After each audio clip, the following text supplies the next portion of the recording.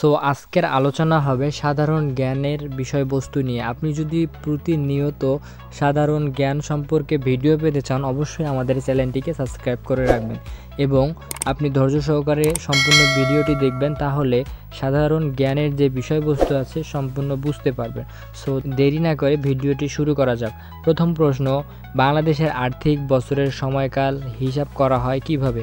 So এখানে উত্তর হবে জুন ও জুলাই। সো মুসলিম রেনেসার কবি বলা হয় কাকে? উত্তর হচ্ছে ফরুক আহমেদ। এরপর বিশ্ব ক্রীড়া সাংবাদিকতা দিবস কবে? উত্তর হচ্ছে 2 জুলাই। সুন্দরবন বাংলাদেশের কয়টি জেলাকে স্পর্শ করেছে? খুব গুরুত্বপূর্ণ একটি প্রশ্ন। সুন্দরবন বাংলাদেশের কয়টি জেলাকে স্পর্শ করেছে? উত্তর হবে 5টি। নওগাঁ জেলার সাক্ষরতার আন্দোলনের নাম কি? উত্তর হচ্ছে উজ্জীবিত নওগাঁ। এরপর ইরিত্রিয়ার মুদ্রার নাম কি? উত্তর হচ্ছে নাকফা। বাংলাদেশের প্রথম রেল লাইন স্থাপিত হয় কত সালে? উত্তর হচ্ছে 1862 সালে। সো এরপর প্রশ্ন, ডাল গবেষণা কেন্দ্র কোথায়? উত্তর হচ্ছে ঈশ্বরদী, পাবনায়। নেপালের রাজা জ্ঞানেন্দ্র ক্ষমতাসীন হয়েছিল কখন? 2001 সালে। এরপর কোন দেশের সংবিধান অলিখিত? উত্তর হচ্ছে যুক্তরাজ্য। এরপর এভারেস্ট শৃঙ্গ প্রথম জয় করা হয় কবে? উত্তর হচ্ছে 1953 সালে। এরপর বাংলাদেশ রাইস রিসার্চ ইনস্টিটিউট এর সদর দপ্তর কোথায় অবস্থিত? উত্তর হচ্ছে গাজীপুর। এরপর বিশ্ব ক্রীড়া সাংবাদিকতা দিবস কবে? উত্তর হচ্ছে 2 জুলাই। বিশ্বের একমাত্র ভাষা দেশ হচ্ছে? উত্তর হচ্ছে উত্তর কোরিয়া। এরপর টুঙ্গিপাড়া কোন নদীর তীরে অবস্থিত? উত্তর হচ্ছে মধুমতি নদীর তীরে অবস্থিত। এরপর বিশ্বের সর্বোচ্চ ভাষার দেশ কোনটি?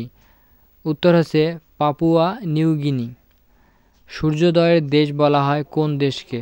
উত্তর হচ্ছে জাপানকে। শহীদ মিনারের স্থপতি কে? উত্তর হচ্ছে হামিদুর রহমান। এরপর জাতীয় স্মৃতিসৌধের স্থপতি কে? উত্তর হচ্ছে সৈয়দ মাইনুল হোসেন।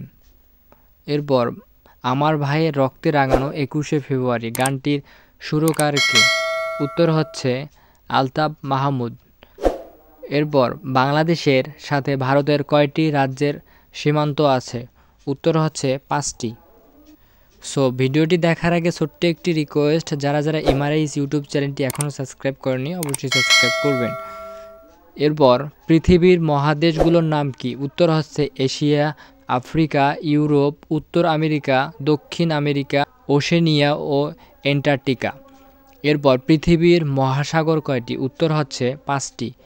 এরপর পৃথিবীর মহাসাগরগুলোর নাম কি? উত্তর হচ্ছে প্রশান্ত মহাসাগর, আটলান্টিক মহাসাগর, ভারত মহাসাগর, উত্তর মহাসাগর ও দক্ষিণ মহাসাগর। এরপর পৃথিবীর বৃহত্তম মহাদেশ কোনটি? উত্তর হচ্ছে এশিয়া মহাদেশ।